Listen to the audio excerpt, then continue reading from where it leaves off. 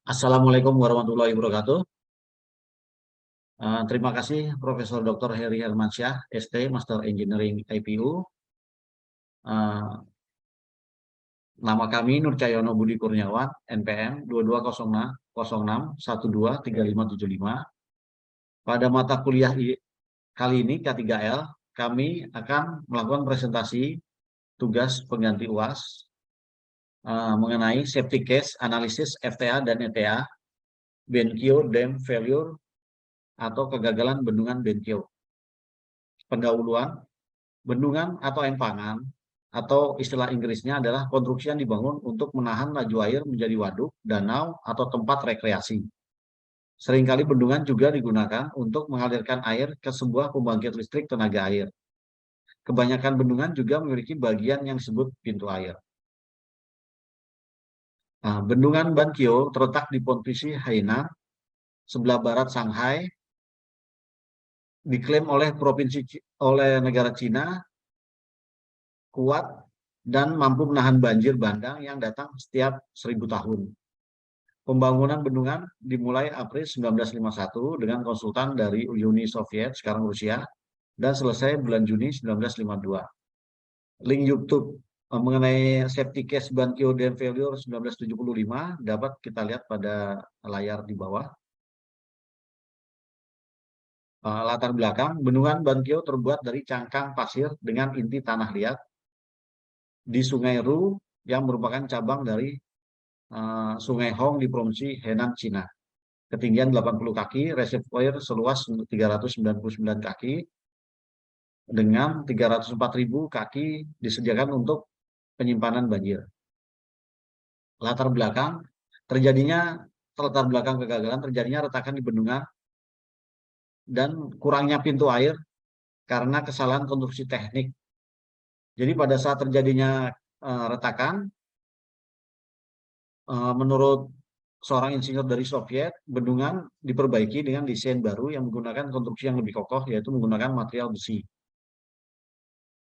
Ahli hidrologi termuka Cina juga ikut libatkan, bernama Sensing. Namun Sensing itu merekomendasikan pembangunan 12 pintu air, namun tidak dipenuhi dan pemerintah hanya membangun 5 dari 12 pintu air yang direkomendasikan.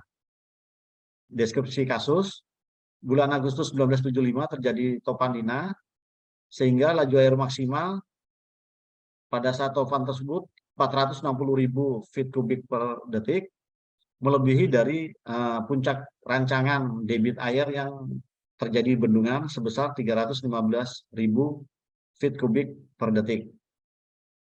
Sehingga pada pukul 21 tanggal 7 Agustus air sudah mencapai puncak bendungan, dan pukul 23.05 air sudah mencapai puncak tembok pelindung gelombang. Laju air yang masuk 452.000 feet kubik per detik dan keluar hanya 140.000 feet kubik per detik, sehingga menyebabkan overtopping atau kelebihan air, sehingga menyebabkan jebolnya bendungan pada pukul 1.30 pagi tanggal 8 Agustus, dan bendungan tersebut runtuh sepenuhnya, kegagalan sepenuhnya pada pukul 7 pagi dengan jangka waktu 5,5 jam. Laju air keluar dikabarkan mencapai 2.760.000 kaki kubik per detik. Ini dapat kita lihat di layar presentasi posisi bendungan Bankyo. Jadi pada saat bendungan tersebut jebol, menyebabkan total 15 miliar meter kubik air yang keluar dari bendungan tersebut. Dapat kita lihat pada gambar di samping, dan menghasilkan gelombang selebar 10 km, setinggi 3-7 meter, dan menerjang di bawah dataran di bawahnya dengan kecepatan 50 km, menenggelamkan hampir sepanjang 55 km dengan lebar 15 km, sehingga langsung menyebabkan danau dadakan raksasa akibat jebolnya dari bendungan tersebut. Bendungan tersebut menyebabkan kegagalan bendungan tersebut menyebabkan 26.000 orang tewas, 145.000 orang lainnya tewas kemudian hari karena penyakit pasca banjir dan kelaparan. Hal ini disebabkan karena kondisi cuaca dan komunikasi yang buruk dan beberapa kurir yang terperangkap oleh banjir sehingga tidak dapat mengevakuasi warga dengan cepat. Dari tabel di layar dapat kita lihat tabel spesifikasi bendungan Banqiao. Di layar juga dapat kita lihat tabel kegagalan bendungan Banqiao pada saat terjadinya banjir pada tanggal 8 Agustus 1975. Skenario kegagalan yang terjadi overtopping, waktu hari, waktu malam, sehingga mempengaruhi jumlah korban. Nah, pada tabel ini kita dapat lihat beberapa bendungan dan tipe bendungan. Dari rangkuman tabel ini dapat kita lihat bahwa sebagian besar bendungan di Cina itu menggunakan bendungan inti tanah liat dan bendungan tanah homogen. Statistik jenis bendungan di Cina dapat kita lihat mayoritas kasus bendungan batuan yang 70% bendungan di dunia termasuk Cina itu dapat kita lihat 93,9%. Selain di Cina itu yang menggunakan bendungan tanah itu 70%. Sehingga sebagian besar kegagalan bendungan tanah batuan terjadi di Cina. Ini beberapa mode kegagalan bendungan tanah batuan.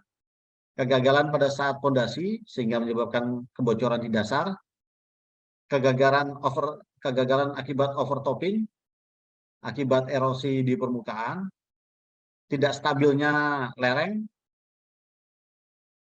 kegagalan pada spillway, sehingga air limpasan pada saat bendungan penuh tidak dapat keluar dengan maksimal, dan adanya erosi menyebabkan retak di bagian dalam. Ini dapat kita lihat tabel operasi manajemen risiko bendungan, alur-alurnya. Sekarang kita akan menganalisis kegagalan bendungan tersebut dengan FTA. FTA adalah metode sistematis yang digunakan untuk menganalisis penyebab suatu resiko dan akan dilakukan FTA ini dengan pendekatan top down, jadi asumsi kegagalan terjadi dari puncak atau top event level. Pembahasan sebelum kita masuk membuat pohon kegagalan, kita menggunakan diagram Pareto dulu untuk mengidentifikasi jenis penyebab kegagalan yang dominan terjadi dalam suatu pekerjaan. Dapat kita lihat penyebab kegagalannya, meluap, kegagalan statis, meluap, kegagalan meluap dengan bendungan yang ada di Cina, sehingga kita mengambil penyebab terbesar yaitu adalah kegagalan meluap atau overtopping yang dijadikan top level event dalam presentasi tugas hari ini. Yang top level eventnya itu overtopping dapat menyebabkan kegagalan pada struktur bendungan sehingga menyebabkan runtuhnya dari bendungan tersebut. Di dalam layar kita bisa lihat dari diagram Pareto, kita bisa lihat pembahasan menggunakan FTA. Jadi kegagalan meluap atau overtopping yang menyebabkan kegagalan bendungan itu ada faktor internal dan eksternal. Faktor internal itu antara lain jumlah pintu air yang bendungan kurang. Jadi arus masuk dan arus keluar air tidak sama. Struktur bendungan menggunakan inti tanah liat sehingga struktur bendungan kurang kuat, area spillway kurang memadai, seharusnya memperhitungkan kapasitas air yang dapat ditampung apabila bendungan penuh, dan sedangkan faktor eksternal yang mempengaruhi adalah tidak adanya sistem peringatan dini. Sistem ini berpengaruh terhadap nyawa manusia, kurang tepat dalam memperhitungkan curah hujan, jadi dalam pembangunan konstruksi bendungan harus memperhatikan untuk menentukan spesifikasi bendungan yang akan kita bangun kurang tepat dalam memperhitungkan sedimen yang terjadi. Jadi tidak adanya sedimen yang terjadi setiap tahun, sehingga kapasitas dari bendungan dan spillway itu menjadi lebih kecil atau kurang tepat dalam perhitungan pembangunannya. Pembahasan setelah melakukan deskripsi akar masalah FTA, akar masalah yang ada dalam FTA yaitu salah dalam desain pintu, terdapatnya kejadian berulang kegagalan bendungan inti tanah liat, spillway tidak maksimal, tidak adanya SOP bendungan, data curah hujan tidak valid, adanya sedimentasi di bendungan dan spillway. Skenario desain preventif itu, jadi kita akan melakukan penambahan pintu air dan penyesuaian dimensi pintu pada saat pembangunan kembali bendungan.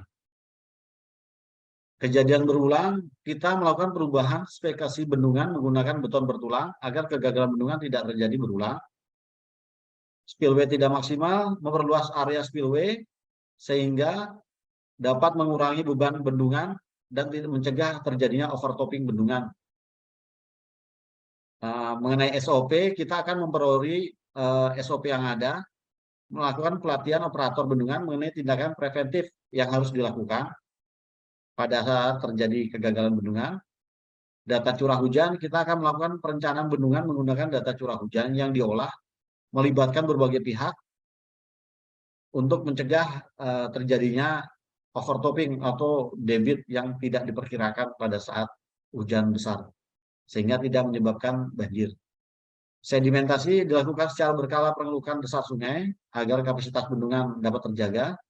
Mitigatifnya, di skenario desain mitigatifnya, debit air bendungan jangan sampai ke level maksimum, sehingga dibuat pedoman tinggi air level aman.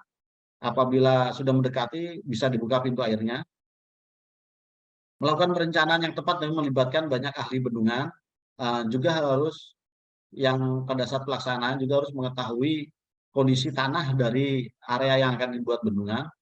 Dilakukan mitigasi spillway untuk mengetahui kapasitas dari spillway dan diperbarui secara berkala. Memberikan alat komunikasi yang baik kepada operator sehingga apabila terjadi suatu kegagalan dapat tersampaikan kepada masyarakat sekitar dengan cepat, mencegah banyaknya korban jiwa yang terjadi. Data curah hujan itu kita mitigatifnya melakukan kerjasama dengan BMKG-nya Cina untuk mengetahui data curah hujan yang ada, untuk juga agar dapat kita merekayasa cuaca apabila bendungan itu tidak dapat menampung air. Sedimentasi di spillway itu mitigatifnya kita melakukan reboisasi di sekitar bendungan agar agar tidak terjadi sedimen yang berlebih di bendungan. Selain itu kita juga akan melakukan ETA pada kegagalan bendungan Bankyo dengan data bendungan inti tanah liat itu menyumbang 90% dari waduk di Cina. Di antaranya 30.000 itu beroperasi dengan cacat.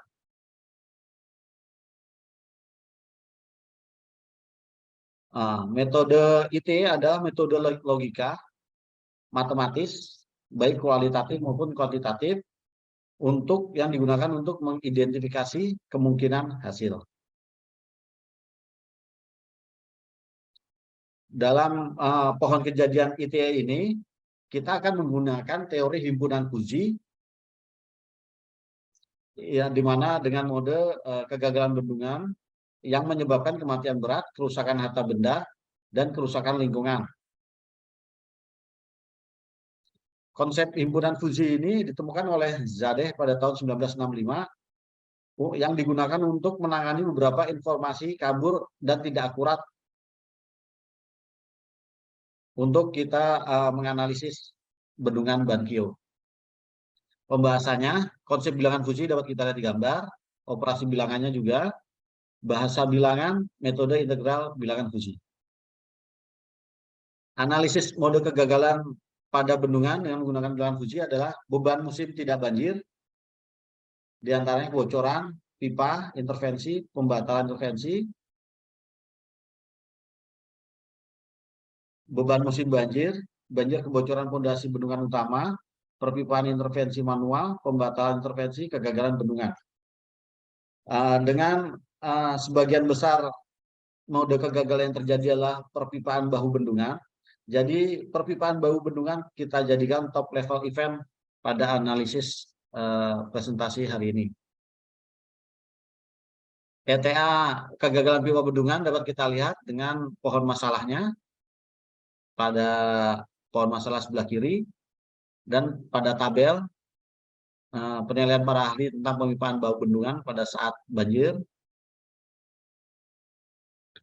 Ini adalah probabilitas kegagalan bendungan pada saat tidak banjir yang terjadi pemipaan pohon kejadian pondasi bendungan utama, pemipaan pohon kejadian pondasi bendungan tambahan, pemipaan pohon kejadian bahu bendungan tambahan.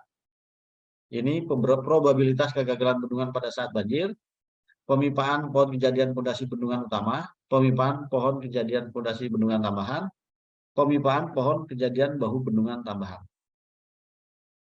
Menurut ITE, dari hasil analisis probabilitas di atas, kita harus fokus pada perkuatan pondasi bendungan induk dan pondasi bendungan pembantu. Pada saat musim banjir, perlu penguatan pemantauan data banjir dan memperhatikan penguatan spillway. Dari tabel kita lihat, waktu kejadian kegagalan bendungan itu berpengaruh terhadap kehilangan nyawa. Sehingga evakuasi yang disarankan itu kurang dari 1 jam apabila untuk mengurangi kehilangan nyawa pada saat terjadi kegagalan bendungan. Ini deskripsinya dapat kita lihat. Akar masalah perkuatan fondasi preventif, melaksanakan perkuatan fondasi bendungan agar aman, mitigatif, melakukan pemeliharaan dan pemeriksaan secara berkala, penguatan pemantauan, selalu memperbarui data banjir, minta BMKG, spillway, memperkuat dan meluas area spillway, melakukan pengelukan secara berkala, penguatan komunikasi, membuat sistem komunikasi yang baik, memberikan alat komunikasi yang baik kepada operator, penguatan rencana darurat, membuat SOP, melakukan simulasi bencana kepada operator dan warga sekitar. Jadi kesimpulannya, metode FTA mendeskripsikan akar masalah, salah dalam desain pintu, terdapatnya kejadian berulang kegagalan, spillway tidak maksimal, tidak adanya SOP, data curah hujan yang digunakan tidak valid, adanya sedimentasi. ITE yang digunakan, perkuatan fondasi bendungan, penguatan pemantauan data banjir, penguatan spillway, penguatan komunikasi, penguatan rencana darurat. Jadi metode FTA pada tugas hari ini kita gunakan untuk mengetahui penyebab kegagalan meluap, overtopping bendungan Bankio, dengan cara melakukan akar masalah yang pada pemilihan top level eventnya adalah kegagalan meluap. Metode ITE yang digunakan pada tugas hari ini adalah untuk mencegah agar bendungan tidak mengalami kegagalan dengan metode matematis teori fusi dan mitigasi bencana apabila bendungan mengalami kegagalan. Metode ITE dan ITE, ITE sebelum kegagalan bendungan dan metode FTA pasca kegagalan bendungan terbukti efektif untuk saling melengkapi data yang dibutuhkan, desain skenario dan mitigatif, skenario preventif dan mitigatif, safety case yang kita gunakan untuk mendeskripsikan kegagalan bendungan Bankio. Jadi metode ETA dan FTA itu saling melengkapi dan dapat digunakan untuk menganalisis kegagalan bendungan tersebut. Ya, sekian, terima kasih presentasi dari kami kepada Profesor Proferi, terima kasih. Dan teman-teman mohon saran, pertanyaan, dan masukannya mengenai presentasi dari kami. Terima kasih.